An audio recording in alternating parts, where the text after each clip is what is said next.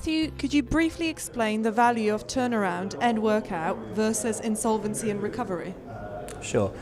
I think the main thing is there's still a lot of stigma attached to insolvency in particular, and ultimately it results in a lot of value destruction. You can lose key employees, obviously, when you hit insolvency who don't, they see risk to themselves and don't want to stay working for an insolvent company. Your supply chain's bound to be affected, your ability to raise credit, even if a business survives through insolvency. And in terms of the difference from workout in a bank as opposed to going through a recovery process, it's a short-term versus a long-term gain, but you can obviously recover a lot more value by being prepared to work out a situation over a period of time, and you retain relationships and a longer-term banking relationship and value with that customer than if you simply sell or recover that exposure. So.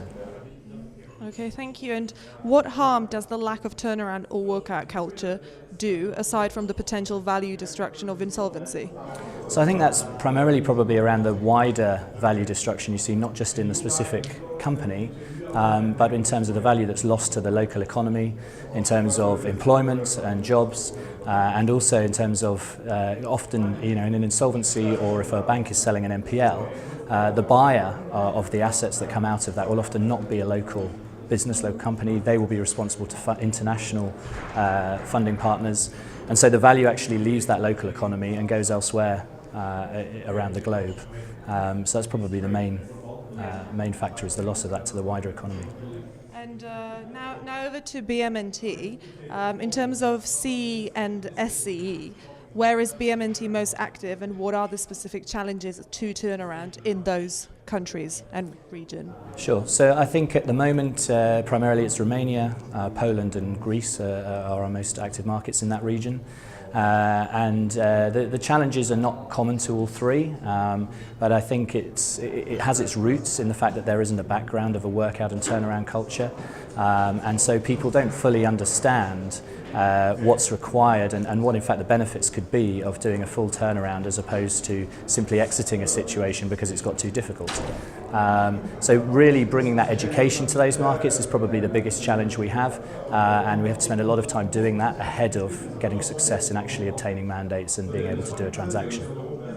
Okay, and finally, what would you like to see happen to improve the potential for turnaround in Europe and generate improved value returns for the original stakeholders?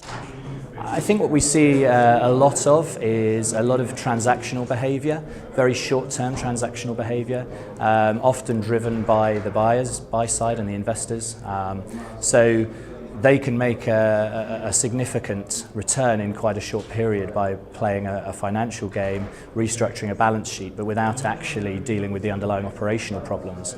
And that's the same whether you're talking about creditor side with the banks, or you're looking at individual debtor situations. So for us, we really need that culture to be encouraged of taking the longer term view and really focusing on the operational turnaround and not just a short-term balance sheet restructuring. And the legal frameworks for both insolvency and restructuring across the continent really need to be reframed to provide the capacity to do that and the ability for people to focus on those situations. Okay, Matthew, thank you very much.